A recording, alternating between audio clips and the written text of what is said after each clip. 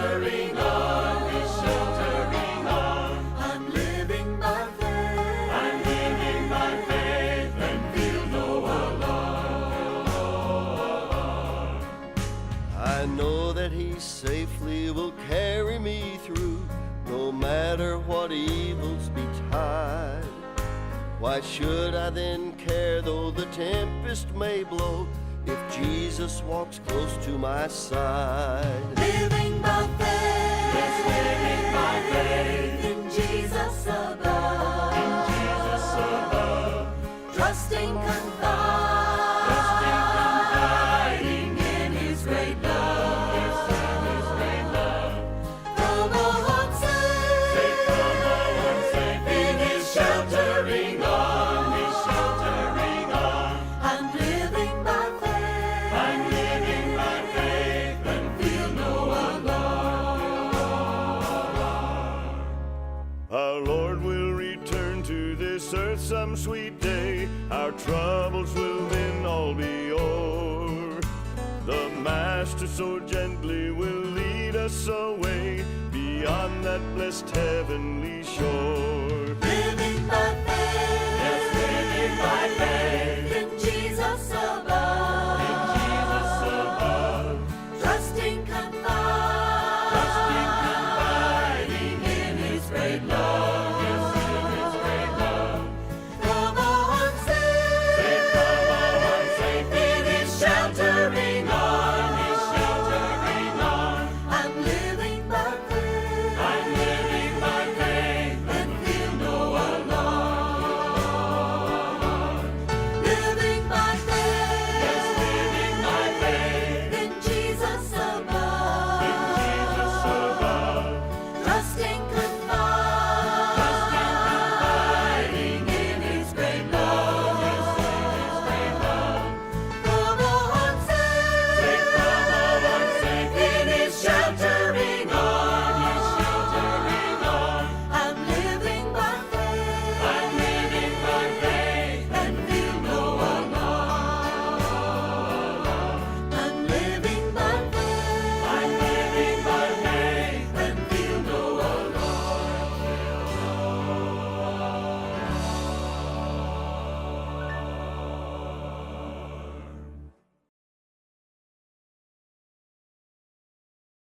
I know that He safely will carry me through, no matter what evils betide. Why should I then care though the tempest may blow, if Jesus walks close to my side? Living by faith. Yes, living by faith in Jesus above. In Jesus above. Trusting, confiding in His great love. Yes, in His great love. From all unsafe. Safe from all unsafe. In His sheltering arm. His sheltering arm. I'm living by faith. I'm living by faith and feel no alarm. Our Lord will return to this earth some sweet day. Our troubles will then all be o'er. The Master so gently will lead us away beyond that blessed heavenly shore. Living by faith. Yes, living by faith in Jesus above. In Jesus above. Trusting, confiding in His great love. Yes, in His great love. From all unsafe. Safe from all unsafe. In His sheltering arm. His sheltering arm. I'm living by faith. I'm living by faith and feel no alarm.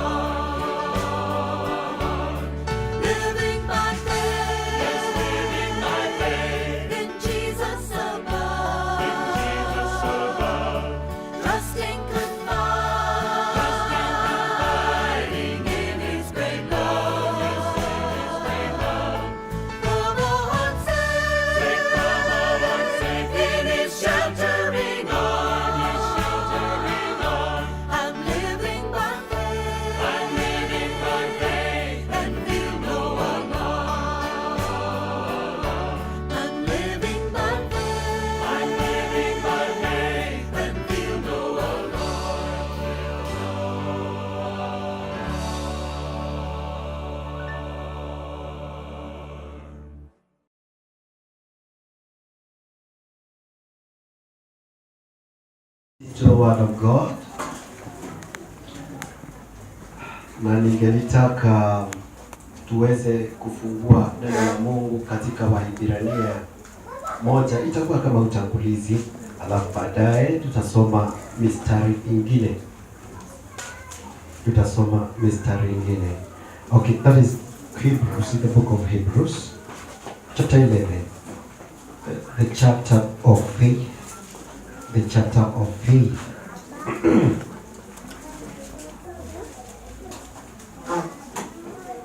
Hebrews chapter 11.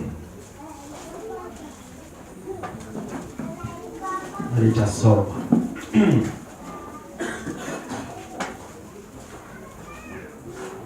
Okay. And it says this from verses 1. Now faith is the substance of things hoped for, the evidence of things not seen. By faith we understand that the worlds were formed by the word of God, so that things which we see were not made of things which are visible.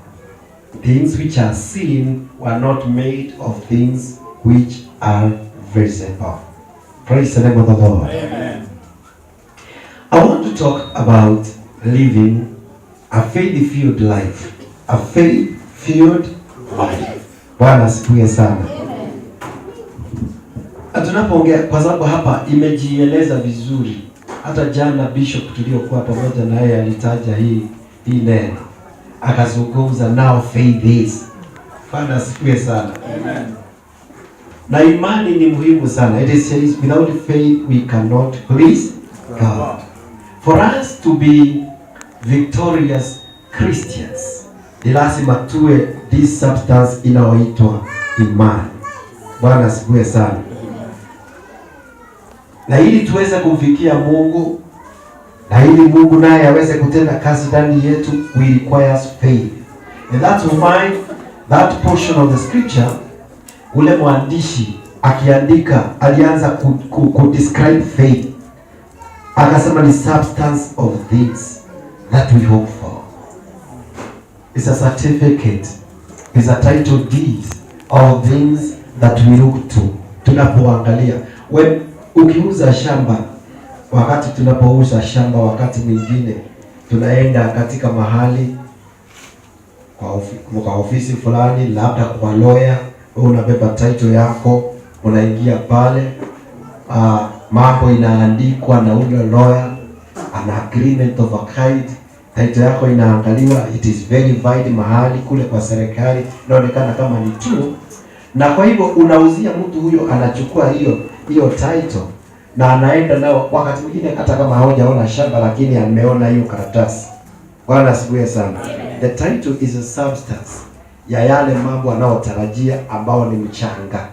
Bwana asifiwe sana. So faith, when you have faith, ni kana kwamba wakati umepata kile kitu hata kama hujakipata. Amen. And the world kilitokana na vitu ambazo zinazoonekana. Bwana asifiwe sana. It came out from a concept, from an idea, from a word that was spoken. Praise the name of the Lord. It was spoken and things started creating and forming. That's how the world was made. Mungu tu alikuwa anazungumza na mambo inafanyika. Neno lake linaanza kazi ya uumbaji. Bwana asifiwe sana. For us as Christians, ili tuweze kuishi katika maisha ya Ukristo, ni lazima tuwe na neno tunaloachilia. Leo nilikuwa nikisikiza mchungaji akiongea hapa. He has spoken about so many things. About big churches. Praise the name of the Lord. Amen. Great people. He is speaking faith. Bwana asifiwe sana. Amen. Mega churches. Hata kama wakati unaweza kuangalia ujakai namna gani. But those are faith-filled words. Bwana asifiwe sana.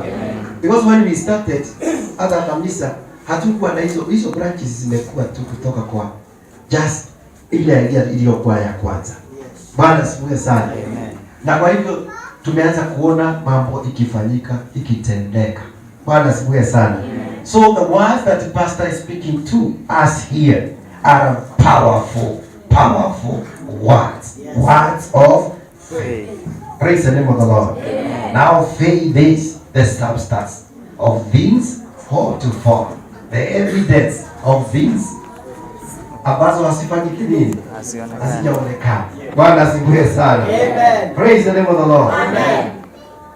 And for you to live alive, kwa sababu ninataka kanisa sisi tufahamu ya kwamba sisi tumechaguliwa na Mungu, sisi tumeokolewa na Bwana, sisi tumeoshwa na damu ya Kristo, sisi twajulikana mbinguni, sisi tumepatiwa kipawa cha Roho Mtakatifu ndani yetu. Sisi tuna malaika wanaotulinda, wanaotembea pamoja na sisi. Kile tumepokea si bure, hata kama wakati mwingine hakionekani. Kwa hivyo kwako kila wakati kusimama na kutoa ushuhuda. Ushuhuda huo, bado nimeokoka, niko na Yesu ndani yangu. These are words that are spoken in faith, and they keep us going every day of our life. Amen. Bwana asifiwe sana. You have to talk yourself into success, because that is what God wants you to.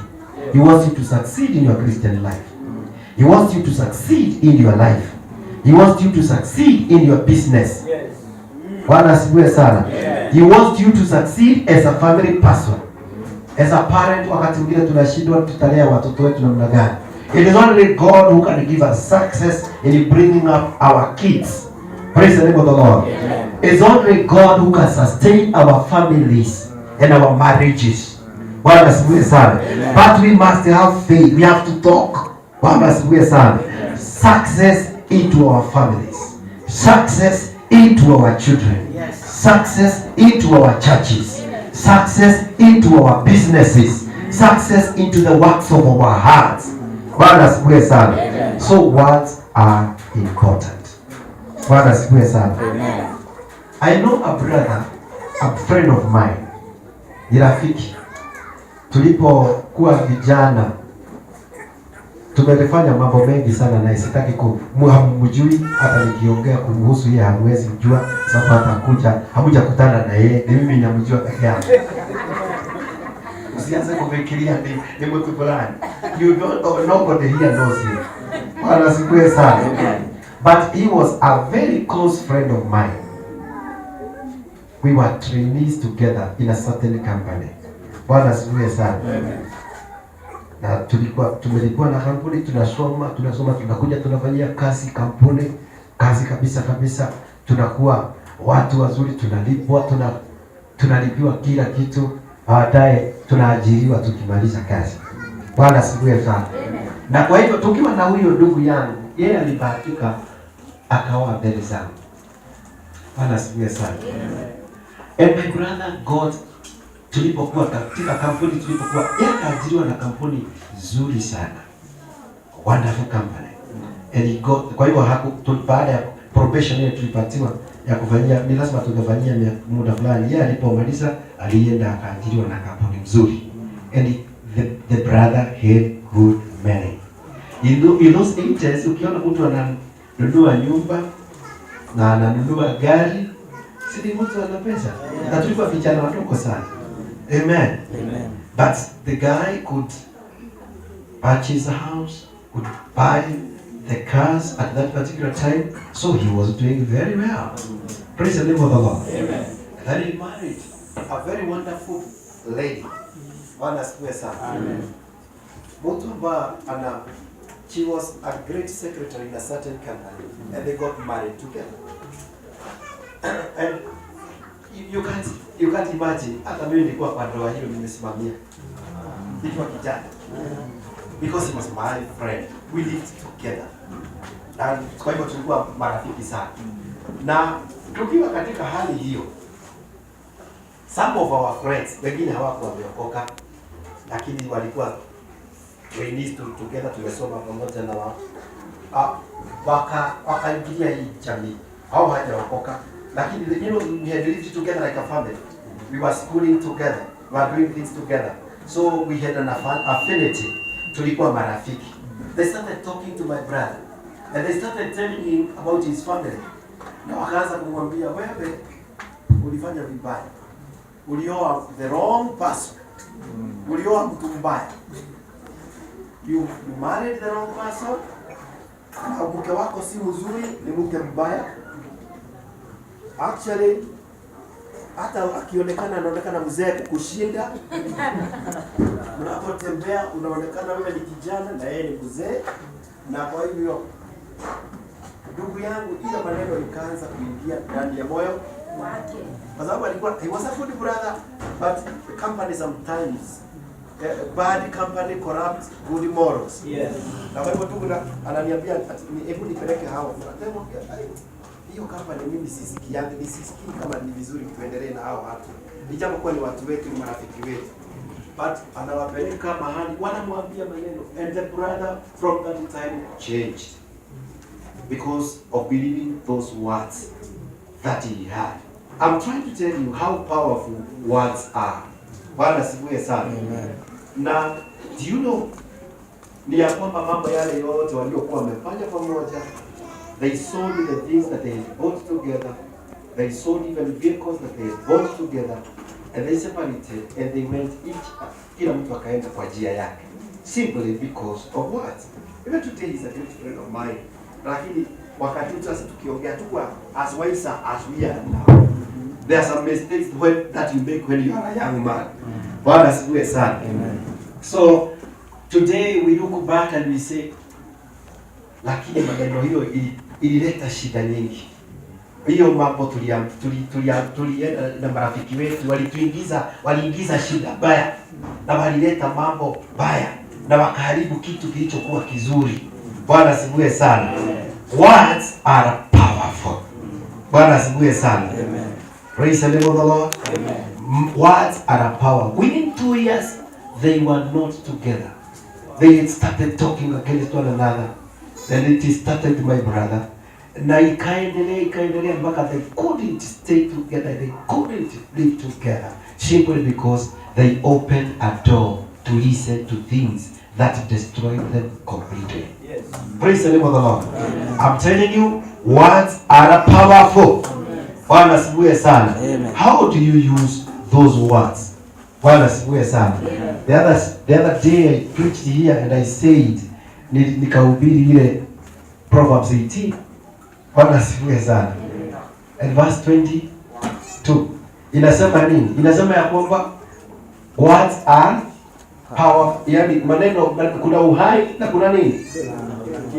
Kuna uhai na uzima kwa ulimi. Bwana asifiwe sana. Kuna uhai na kifo. In fact it talks death in the tongue. Bwana asifiwe sana. It's powerful. Kwa hivyo when we talk about a faith-filled life, a faith-filled Christian life, inahitaji kulindwa na maneno inayotoka ndani yetu. Bwana asifiwe sana. Praise the name of the Lord. Amen. You have to talk success into your marriage. You have to talk success into your Christian life. The words that will build that Christian life that you have received. Bwana asifiwe sana. Huwezi kuwa kila wakati unaongea kuhusu nyumba yako, unasema always talking about failure. You don't see any good in the other person, because I feel this is the message that God has for this church. Bwana asifiwe sana.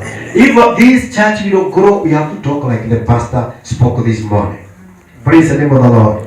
Successful talk with our mouth. We are building with our mouth. We don't build with failures, talking failures. We don't build by talking doubts. Bwana asifiwe sana. We build by talking faith. Words that are filled part with faith, that are spoken to our spouses, that are spoken to our children. Bwana asifiwe sana. Hallelujah. Hata watoto wetu tunawaingiza imani wakiwa wachanga, wanapoendelea kusoma. Tunawaelekeza katika mahali wanahitaji kuenenda, kwa maana sisi ni wazazi wao. We speak faith and we speak prosperity and we speak success into their life, because we are significant into their life. You are significant in the salvation that God has given you. God has spoken the word of authority over your life, and you need to talk these things from there on. Bwana asifiwe sana. You can't afford all the time talking about a weak church, talking about your pastors in the wrong way. Bwana asifiwe sana. Unaweza kukuta kanisa your friend ambao mumekaa na yeye miaka mingi, simply because of one thing, because and from there you start talking things that shall bring down that relationship. Bwana asifiwe sana. Praise the name of the Lord. The words that we speak register into our hearts. Bwana asifiwe sana. If you talk good words, positive words, words of God, the neno la Mungu kila wakati unalijaza ndani yako, hilo neno it gets on registering in your heart. Bwana asifiwe sana. Na finally, hiyo neno usually comes. If you talk great words concerning your people, your children, those words register into their young hearts. Bwana asifiwe sana. Praise the name of the Lord. Amen. And they will control their life. When we talk positive words about our churches, about our members, those words will sink into their heart somewhere. Praise the name of the Lord. And eventually, what we believed, what we talked concerning those people, we start seeing it actualizing and happening in their life. That's how powerful our words are. Oh, yes. Praise the name of the Lord. Amen. That's how powerful our words are. Yes. Sometimes we talk as though, kwa maana tunaongea maneno inaonekana kama ni kuchezea maneno. Hatuchezi na maneno. Yes. Bwana asifiwe sana. Right. Yesu Kristo hakucheza na maneno. Maneno aliyozungumza hakuwa na mchezo nayo. Yes. Na yale hata Mungu aliyekuwa akiumba dunia hakuwa na mchezo na maneno. He believed his word. Yes. Praise the name of the Lord. Amen. So when he said, let there be, ikawa, because his word was powerful. It was backed by faith Yes. from God himself. Your word should be backed by you. Yes. Because you are an authority. Amen. Behind that word Yes. that you speak, your words are powerful. Amen. We have churches filled with people fearful, failures, doing nothing katika maisha yao. Right. People who are destroying their success in every way, in every area of their life. People destroy their children, and people destroy their churches with their mouth because they talk negative filled words, full of the faith which is negative, and it keeps bringing them down and down. You look at a person, unashangaa huyu mtu maana anasimamanga mbele za watu na anazungumza hii maneno, alafu ukiangalia hiyo maneno, you don't see it in their life. You wonder, does he believe what he says? Amen. Amen. Praise the name of the Lord. Amen. Because your words are powerful. You have to talk yourself into success.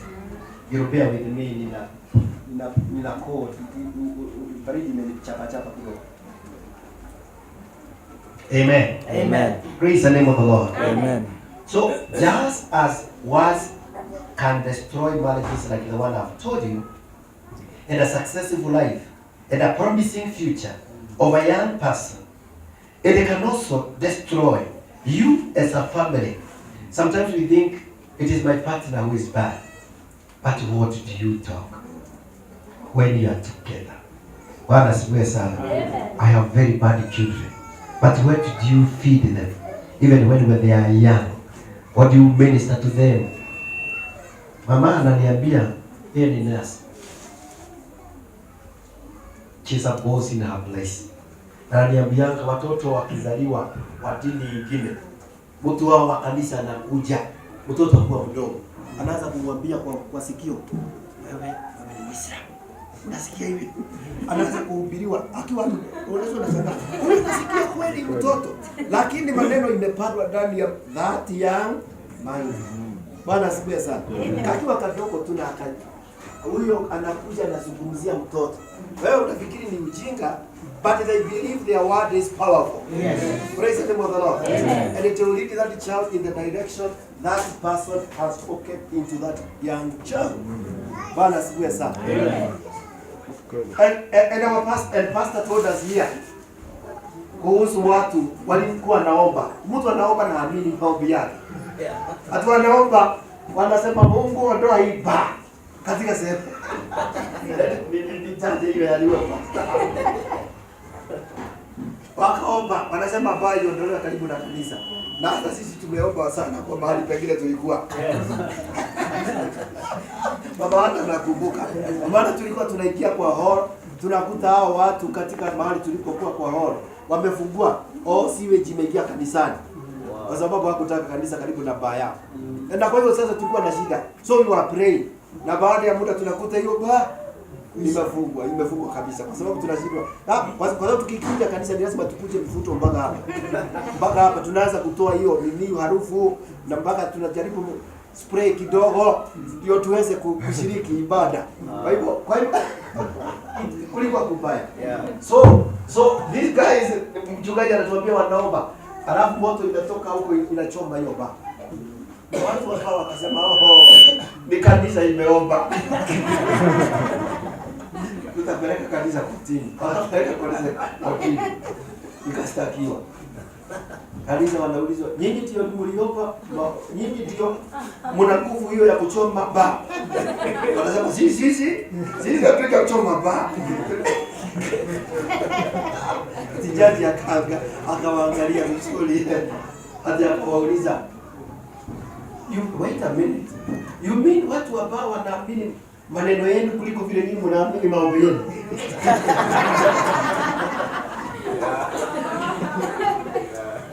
Wanazungumza sana. Ati watu ambao wanaamini hao watu maombi yao inaweza choma. And they don't believe maombi yao ndio ilichoma kule. Bwana asifiwe sana. We must believe we have powerful words. Bwana asifiwe sana. And our words work. Praise the name of the Lord. Amen. Kutoka leo. Bwana asifiwe sana. Nataka ninakuja hapa kukutangazia ya kwamba faith, hiyo maneno yako changanya na imani unapozungumzia biashara yako. Amen. Praise the name of the Lord. Amen. Ninashangaa sana kwa watu wa dunia. Watu wa dunia wanaamini mambo ya huko nje, hata wanaita mganga yao akuja asumbuke biashara yao. Wakipatiwa kamote, anakuja na hiyo kamote, kabla hujafungua biashara weka chini ya kakunia hapo chini. And that is what they do every time they go. Sometimes we children of God, Bwana asifiwe sana, hatuna imani na kile Mungu ametupatia. And it is powerful than kamote. It is powerful than any witchcraft. Bwana asifiwe sana. It is powerful than the words that was spoken over your life by any, because you have Christ in you. Bwana asifiwe sana. Praise the name of the Lord. Your words will control your life. Bwana asifiwe sana. Maneno yako itakontrol nini? Maisha. Ukiona unaendelea na angalia maneno. Angalia ni maneno gani natoka kwako. If you are going like nowhere, start asking yourself, what are the words that are coming from my mouth? Bwana, mdomo wako na kinaweza kufanya mambo makubwa sana. Kiungo kinachoitwa nini? Take care of that tongue. Na hapa Biblia inatuambia ya kwamba fight a good fight of faith by using the words, because you are what you are because of a good confession that you made sometime in the presence of many witnesses. Praise the name of the Lord. Amen. Hao ambao tumewaita hapa waliookoka juzi wamezungumza, wanasema I am saved. Bwana asifiwe sana. Amen. That's a good confession. That's a good talk. Bwana asifiwe sana. That's a good positive thing they are talking about. Na hiyo mbegu wamezungumza hiyo na mdomo yao, Mungu ataendelea kidumisha hiyo mbegu kutoka leo. Bwana asifiwe sana. Ndugu yangu, utaishi utashinda kabisa. Na hata yale mambo ilikuwa inakulemea na kuambia kwamba Bwana atakupatia nguvu. Bwana asifiwe sana. You only need from now to start using kuongea a good confession. Start speaking well. Bwana asifiwe sana. Praise the name of the Lord. I said you are what you are today because of what you have been speaking about, or what has been spoken to you and you believed. Bwana asifiwe sana. Kwa hivyo you are a total sum ya mambo yale yote uliyoamini na umekuwa ukipigana ukijaribu kufikia malengo yale. Bwana asifiwe sana. Amen. Confession, good confession is good, and you need to teach yourself to have a good confession. Why? Confession brings possession. Bwana asifiwe sana. Amen. Confession brings Possession. Bwana asifiwe sana. Amen. Yale unaozungumza mwisho itakuwa. Bwana asifiwe sana. Yale unaojenga na mdomo wako mwisho itakuwa hivyo. Bwana asifiwe sana. Kwa hivyo ni vizuri kila wakati unapozungumza hili neno la Mungu uliamini hili neno litafanya kazi ndani yako. Kutoka leo ulikuwa umeshindwa katika njia hii, unahitaji kuzungumza na useme ya kwamba ilikuwa hivi and today I'm like this. Yes. Nimetoka kutoka point A, niko katika point B na ninaelekea katika mahali fulani. Hiyo sio kujidai, you are speaking in hope and also in faith. Watu wanaojua kuangalia maneno. What are we speaking about? Because we are like God, created in God's own image. And like in the head, you also believe the word of God, that you read in the word of God, Yes. and you start prospering and expanding. Yes. Amen. Praise the name of the Lord. Amen. You can't live in that smallness. Yes. Praise the name of the Lord. Amen. You have to expand.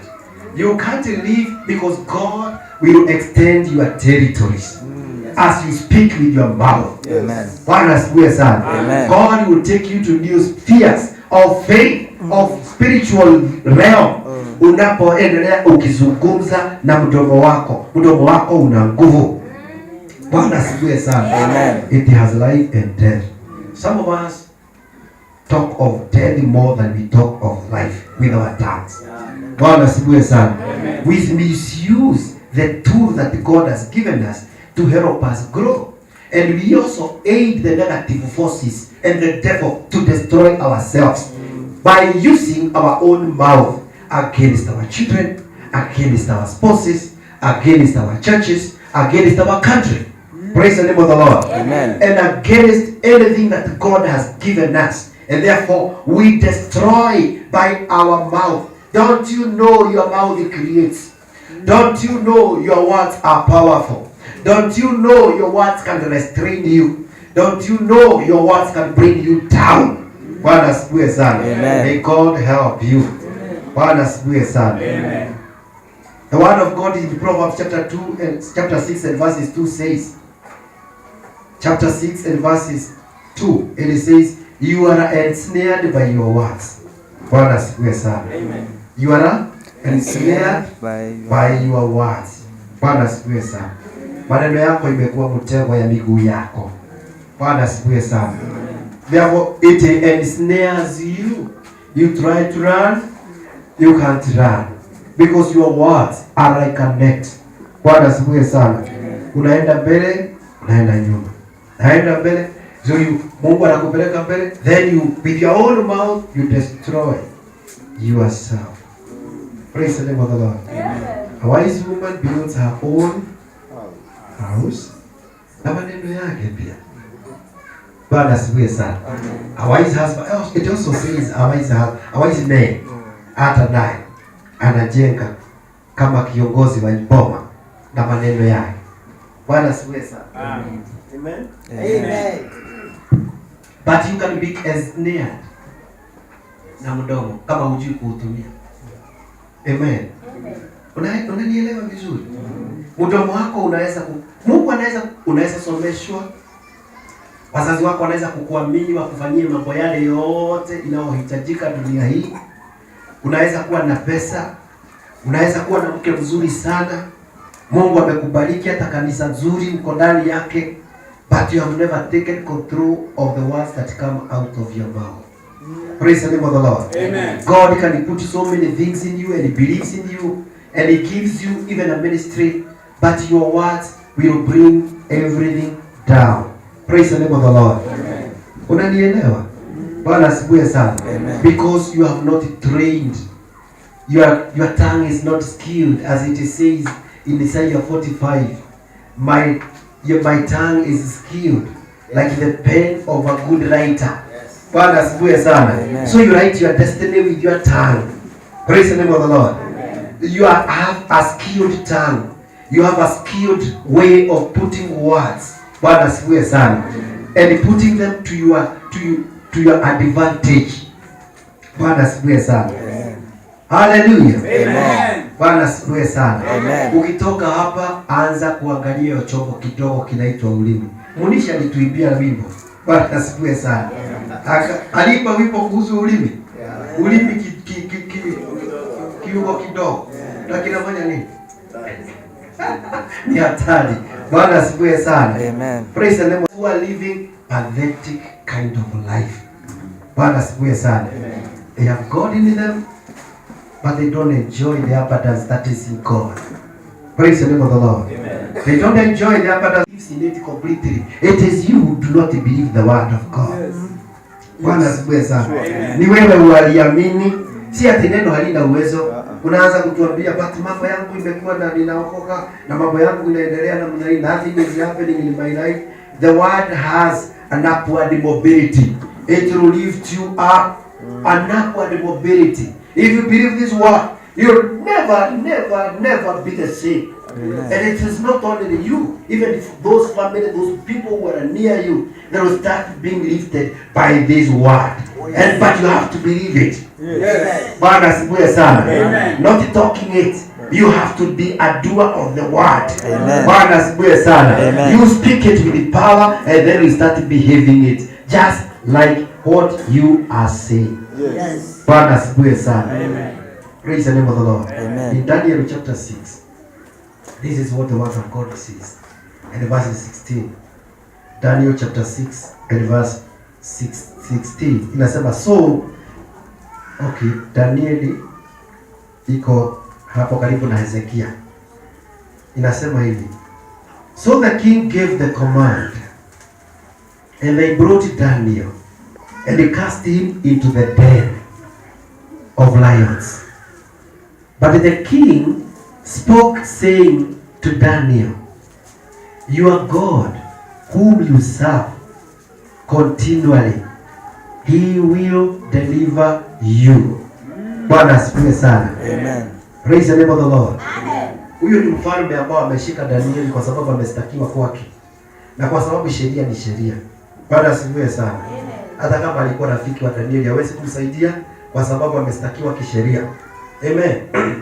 And he could not go against his word. Maneno ambayo imetoka kwake. Na kwa hivyo akasema basi hakuna jambo lingine, ni arushwe tu na arushwe. Alafu mfalme anazungumza hivi because he knew Daniel. Praise the name of the Lord. Yeah. This is, he knew him. Kuna watu wanakujua na wewe hujijui. Amen. Amen. Kuna watu wanakujua wewe hujijui vizuri, unakaa ukilialia, lakini there are some people know what you have. And this king knew what Daniel had. Bwana asifiwe sana. And this is what he said. Your God, whom you serve continually, will deliver you. This is a prophecy that is being given by a heathen king. Bwana asifiwe sana. He is a heathen king. Yeye hajui Mungu huyu. Yeye anawasafu miungu ingine. But he knew here is a man who believes in a God who works. Yes. Even when you are deep trouble, kuna watu watajua ya kwamba hii imempata, lakini kwa sababu yeye ni mtu wa Mungu atatoka ndani ya hii shida. Yes. Bwana asifiwe sana. Na watatabiri na watakueleza wakwambie, you know, wewe nyinyi mmeokoka. Bwana, amini Mungu wako kuliko vile unavyoamini wewe mwenyewe Mungu wako. There are sometimes we are endowed with the power. Sisi watoto wa Mungu hatujiamini. Sometimes we are confused and we don't use our power. We don't use what God has given us to our advantage. And the people out there are asking, what is happening with this man who calls himself a Christian? What is happening with this family? The family of the church. What is happening with this brother ambaye tunajua alikuwa mtu aliyekuwa naamini Mungu? Ni nini kinafanyika ndani yao? Na tunajua wana nguvu, hasa wale wanaenda katika nguvu za giza, and they believe in those, but they know the power of God is greater than their power. Yes. Praise the name of the Lord. Amen. They know that God that you carry, the God that is in you, is greater than their God. The God who has saved you is greater than their witchcraft. Praise the name of the Lord. Amen. They have tried many times, and simply because God is greater than theirs, wanakuta kwamba haifanyi kazi. kwa sababu Mungu wako ni mkuu kuliko uchawi. Bwana asifiwe sana. And the king knew, na kwa hivyo akamwambia, kwa maana siwezi kukuokoa wakati huu. Mungu ule unayemtumikia kila wakati, hebu akuokoe. Bwana asifiwe sana. Wengi walisema tuone akiokolewa, lakini mfalme alijua Mungu atamuokoa. And very early in the morning alikuwa amekuja hapo kuangalia Mungu wako unayemtumikia amekuokoa na simba. Akasema ndio, Mungu alituma malaika wake, wameshika simba mdomo, hawakuniuma ijapokuwa walikuwa na njaa. Bwana asifiwe sana. Wangamie na wao waokoke. Bwana asifiwe sana. May that not happen in my life. That's what I always say. Let me eat of what I always speak about. Let it also bless me, the words that I speak to you, just as you believe. Yes. Praise the name of the Lord. Amen. Hello. Amen. Kulingana na imani Yangu. yako. Upatiwe kulingana na imani yako. Aliye na imani kidogo apatiwe kidogo. Aliye na imani kubwa apatiwe kubwa. As according to your faith. That's what God does. Praise the name of the Lord. Amen. And that's why he is pleased with great faith. Kama kuna mambo ilistua Yesu, ni watu wa imani wakizungumza mbele zake. Na alikuwa anasema katika Israeli yote hakuna mtu ambao anamgusa kama mimi Yesu, kama huyu mtu ambao amezungumza neno la imani. Bwana asifiwe sana. Na kwa maana imani inatusumbua sana na inaleta maisha yetu nyuma. Ninataka kutoka leo uanze kubadilisha. Bwana asifiwe sana. Amen. Have a positive, a good mental attitude from today, and also have a strong confession. Bwana asifiwe sana. Amen. Praise the name of the Lord. Amen. Amen. Amen. Jambo la mwisho ninamalizia sasa, kwa maana wakati wetu unakuja kuisha. Bwana asifiwe sana. Talk yourself out of a lie. Bwana asifiwe sana. That I have never seemed to succeed in anything. Hiyo ni lie. That is a lie. Bwana asifiwe sana. You must talk yourself out of lies ambazo wewe mwenyewe umejiingiza ndani yako na umeziamini. Tumeamini uongo mwingi sana na tumeufanya uonekana kama ni ukweli ndani ya maisha yetu. Bwana asifiwe sana. Moja ni ya kwamba I don't succeed in anything. Na hiyo ndio unapambasa na ndio inatoka kwa mdomo wako. Inaanza hii inaanguka. Inaanza hii inaanguka. I don't know kwa nini I'm not blessed na maisha ya jamii. Ninaingia kila wakati ni kugombana. Tunagombana na mke wangu. This is my second marriage. Yangu ya kwanza ilifail. It is like I'm not blessed. It's like I'm cast in this particular area. That's a lie of the devil. Praise the name of the Lord. And we have swallowed the bait and we have started speaking it. Bwana asifiwe sana. Even in the church, we swallow the bait of the devil sometimes and we believe a lie and it becomes like a truth. Na kutoka hapo inatusumbua miaka 3 kusumbuliwa tu. Tuko chini na ni uongo tuliamini. Bwana asifiwe sana. You must know what God says about you. Because there is no God of the bishop. And there is no God of the pastor Maingi. And there is no God of Abraham. And God of you. Dada yangu liniambia unaitwa nani? Regina Akinyi. Regina. Mungu wako atakuwa anaitwa Mungu wa Akinyi. And you will be proud to be called Mungu wa Akinyi. Na utasimama mbele ya wakubwa. Bwana asifiwe sana. Na watasema Mungu wa Akinyi amefanya mambo haya. Mungu wa Akinyi amemuinua kiwango hiki. Mungu wa Akinyi anayetumikia amempromote kiwango hiki. Bwana asifiwe sana. Mungu, he is not a respecter of persons. Yes. Kabisa, Mungu haheshimu watu kwa mambo, atakuheshimu kwa imani ile uko nayo ndani yake. Na vile unavyofuata neno lake. Na wewe ucheze na neno la Mungu.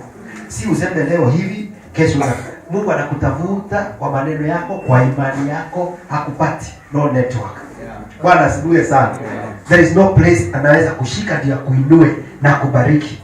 Si ya kwamba mkono wa Mungu hauna uwezo wa kukuinua na huna uwezo wa kukubariki na huna uwezo wa kukubalishia hali katika ndani ya maisha yako. But you have been ensnaring yourself with your mouth. Because in the first place, you don't believe yourself. And in the first place, you swallowed the lie of the devil.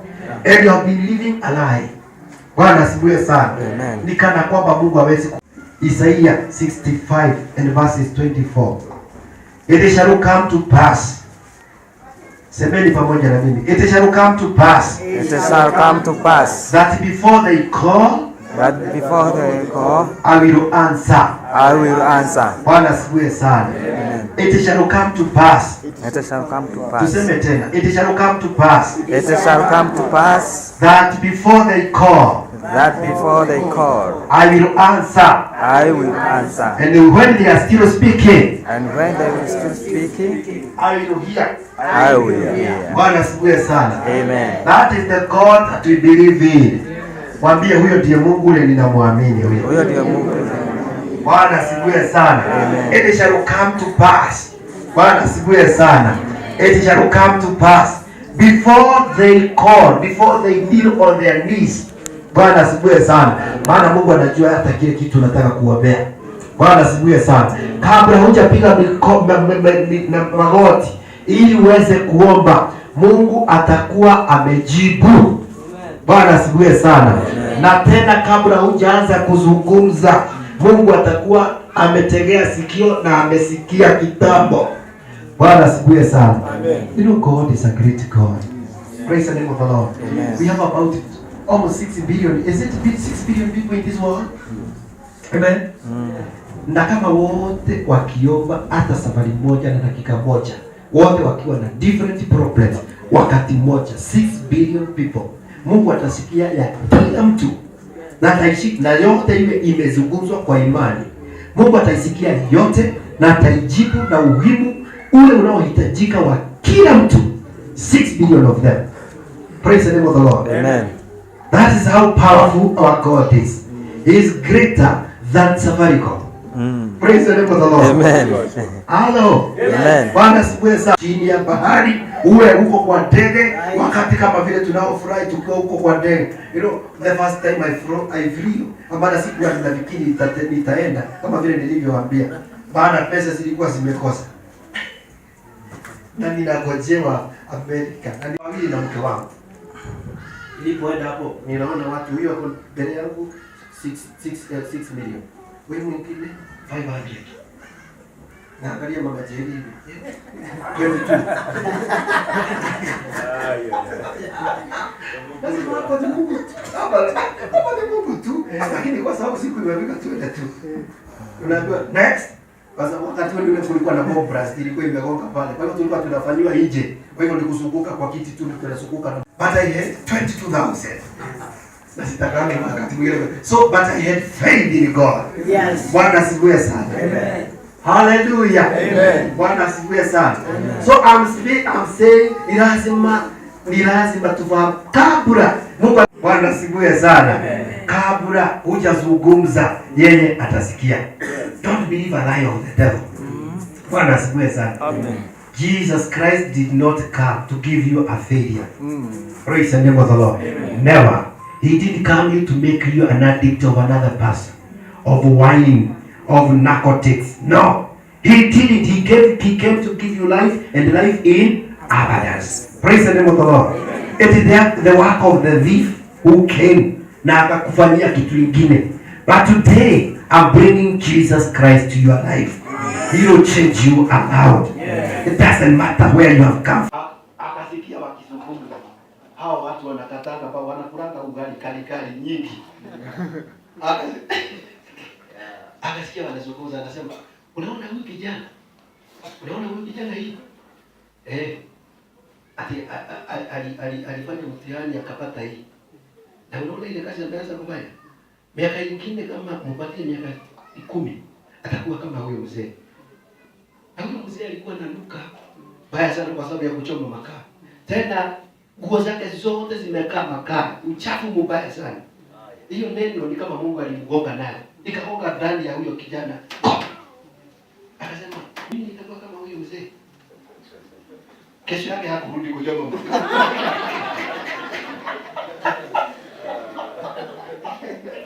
Hakurudi hiyo kazi, akaniambia hata hiyo magari nani aliuza. Nilienda kwa shule, nikakutana na headmaster. Nikamwambia mimi nataka kurudia. Akamwambia no. Wewe utaharibu shule hapa. Huwezi rudia hapa. Hela nyumbani, akarudi. Akarara, tena akakuja very early in the morning. Akamwambia headmaster, mimi nataka kurudia. Hapana. Alikatazwa mara 3 na every day anarudi. Siku ya mwisho wakasema situmpatie tu, tuangalie na kuna hata kama ni mmoja hata tuharibu sana. Akaingia kwa shule. Waacha kichwa ifunguke. Aliambia wakichagua, walisema huyu acha kupatia yeye makate shule hii ya Alliance nini, ile mashule makubwa. Patia hii ile mashule baya huyu hawezi pita. Kila mtu anajua huyu hawezi pita. Kwa hivyo alichaguliwa shule ile baya zaidi.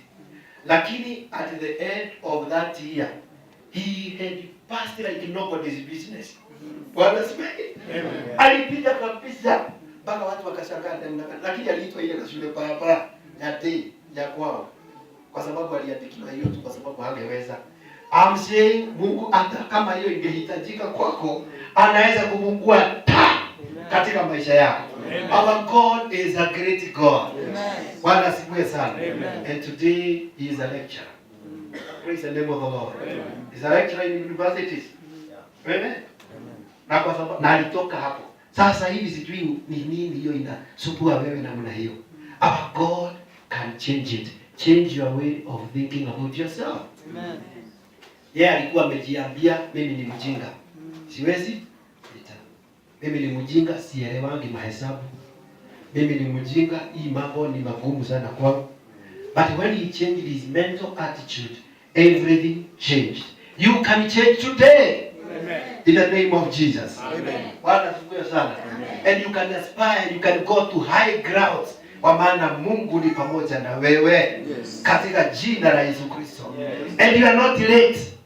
You are not late. Bwana asifiwe sana. Amen. Our God can change things at any time of your life. Mradi tu ubadilike kutoka leo na useme God, I want to change.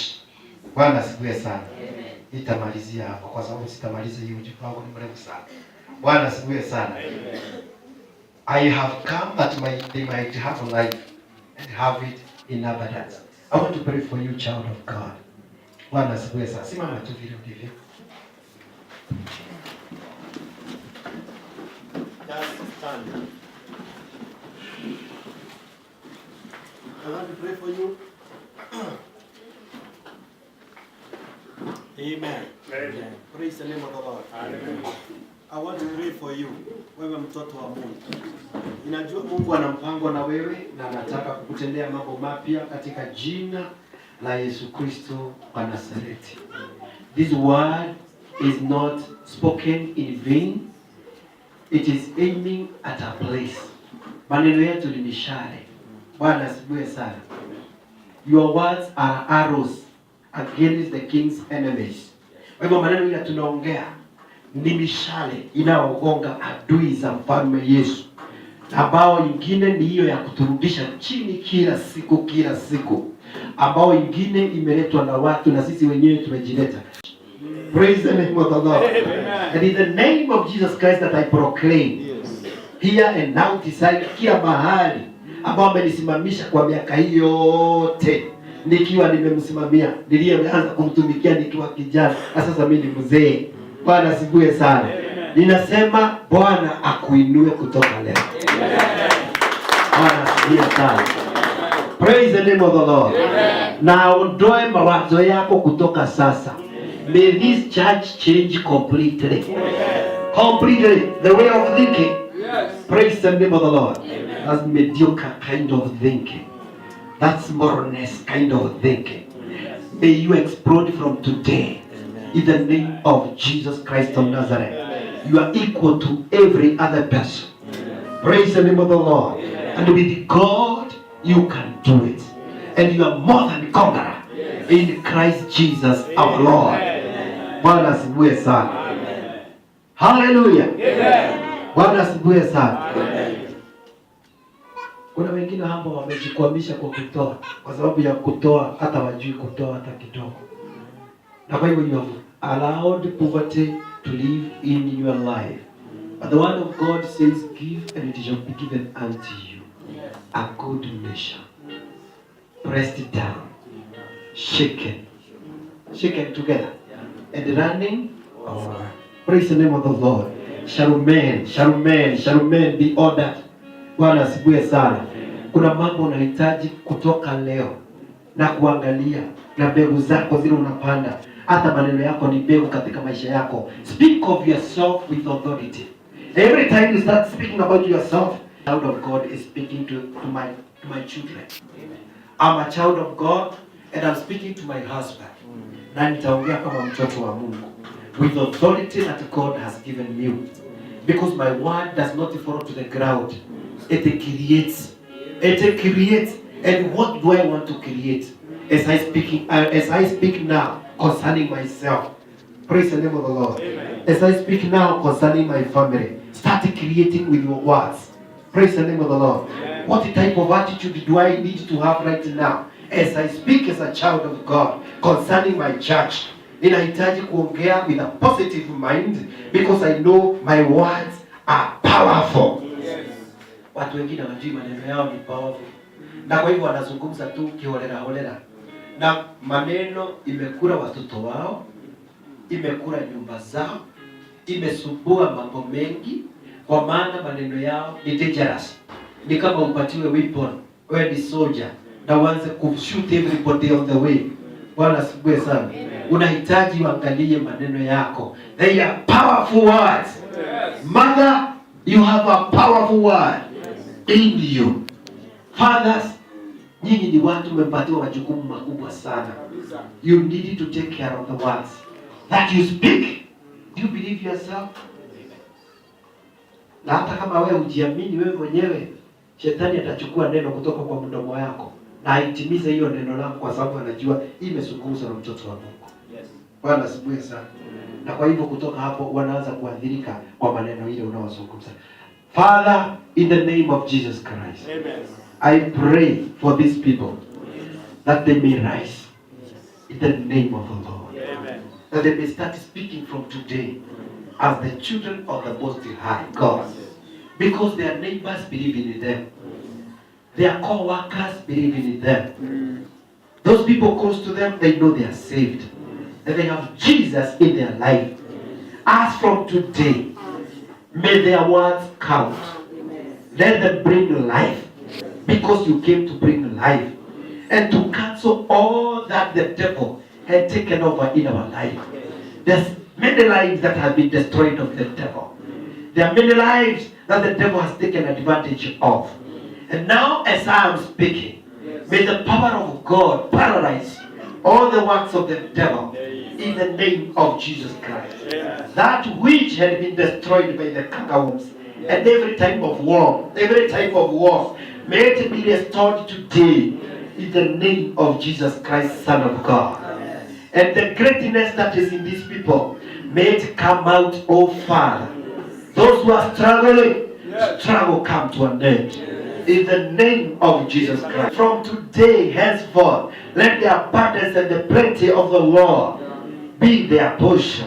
In the name of Jesus Christ. Amen. For you have said you shall supply all our needs according to your riches in glory in Christ Jesus. Amen. We thank you, Father, and we honor your name. Amen. You are a great King. Amen. We are privileged to be part of you. Amen. We are privileged to have you as our Lord. Amen. We bless you and we honor you. Yes. Thank you, Jesus. Thank you, Lord. For it is in Jesus' precious and holy name we pray. Amen. God bless you. God bless you. And may you have a week of victory. Yes. And may the presence of the Lord accompany you in whatever that you do. And the victory of the Lord overshadow you and the blessings overtake you. God bless you. Amen. God bless you.